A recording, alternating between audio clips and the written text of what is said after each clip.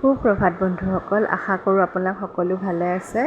আজি লক্ষীবাৰ, লক্ষী পূজা কামো কৰা হৈ গৈছে, প্ৰাৰ্থনা কৰাও হৈ গ'ল। আপোনালোকে বিন আলু ভাজি খাই ভাল পায়নে? মই বিৰাটেই ভাল পাওঁ। আজি বিন আলু ভাজি বনাবলৈ ওলাইছোঁ। কেৰাহীত অকণমান ৰিফাইন তেল দি দিছোঁ। বিন আলু ভাজি বনাওঁতে জিৰা ফোৰণ দিলে খাবলৈ ভালো হয় আচলতে। এতিয়া বিন আলুও দি দিম। আন্দাজ মতে নিমখ, হালধি, এতিয়া অকণমান সময় মই ভাজি লওঁ।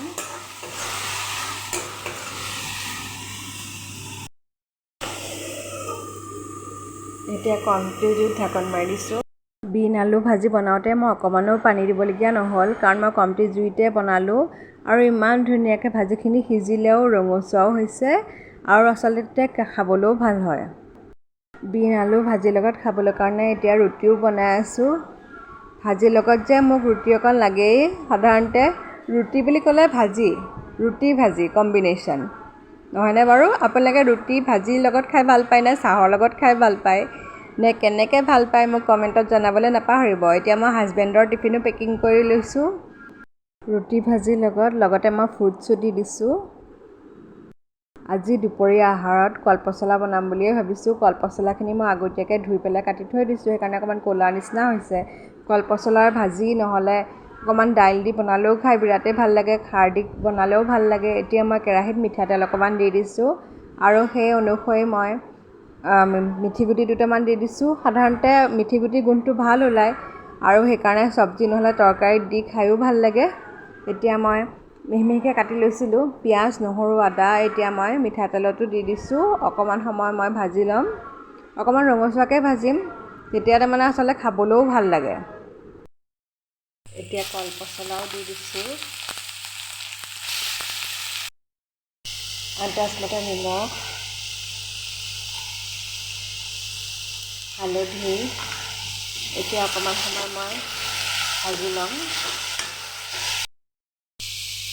ভালকৈ ভজাৰ পাছত ইয়াত মই পানীও দি দিছোঁ। আন্দাজ মতে পানীও দি দিলোঁ। আৰু কলপচলা সাধাৰণতে বেলেগ বেলেগ ৰেচিপি বনাই বহুতেই ভাল লাগে আৰু খায়ো ভাল লাগে। আপোনালোকৰ বাৰু কোনটো প্ৰিয় ৰেচিপি সেইটো মোক কমেণ্টত জনাবচোন। কলপচলা বনাওঁতে ফ্লেমটো কমত থৈ বনাবলগীয়া হয়, কাৰণ তেতিয়া ভালকৈ সিজে আৰু খাবলৈও ভাল হয়। এতিয়া মোৰ অলপ দেৰি পাছত কলপচলা বনোৱাও হৈ গ'ল। ইমান ঘন হৈছে চাওকচোন। চালাড বনাবলৈ কাৰণে তিহু এটা লৈ লৈছোঁ, বিলাহী আৰু এয়া বিট লৈ লৈছোঁ। প্ৰথমে মই তিয়ঁহ এটা লৈ লৈছোঁ।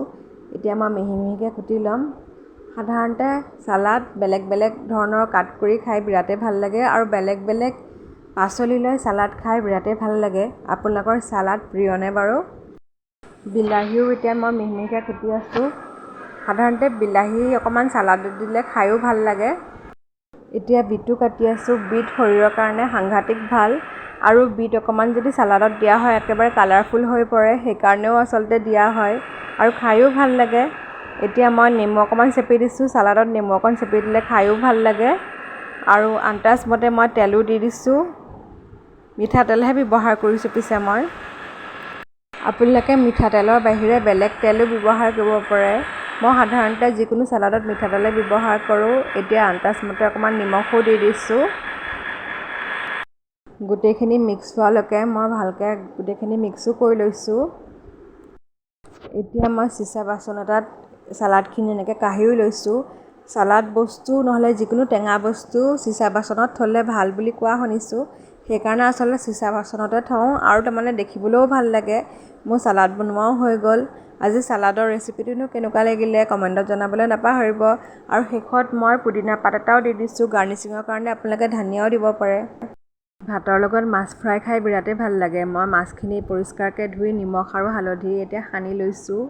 মিঠাতেলতহে মাছ ভাজিব লাগে সাধাৰণতে। মই মিঠাতেলত মাছখিনি ভাজিও আছোঁ আৰু মই সাধাৰণতে ফ্ৰাই কৰোঁতে অকণমান ৰঙচুৱাকৈ ফ্ৰাই কৰোঁ, খাবলৈও ভাল লাগে। ভাতৰ লগত মাছ ফ্ৰাই খাই বিৰাটেই ভাল লাগে আৰু এনেকৈ শুকানেও আচলতে মাছ ফ্ৰাই এনেকৈ সানি খাব পাৰি। এতিয়া মই চাউলখিনি এনেকৈ কুকাৰত দিও দিছোঁ আৰু এতিয়া ভাত বনোৱাও হৈ গ'ল। ভাতৰ লগত সকলো বস্তুখিনি এতিয়া বাঢ়িও লৈছোঁ। মই অকণমান জিকা বিলাহী টেঙা খাই ভাল পাওঁ কাৰণে জিকা বিলাহী টেঙা অকণমানো বনাই ল'লোঁ। এতিয়া খাবলৈও আৰম্ভ কৰিম।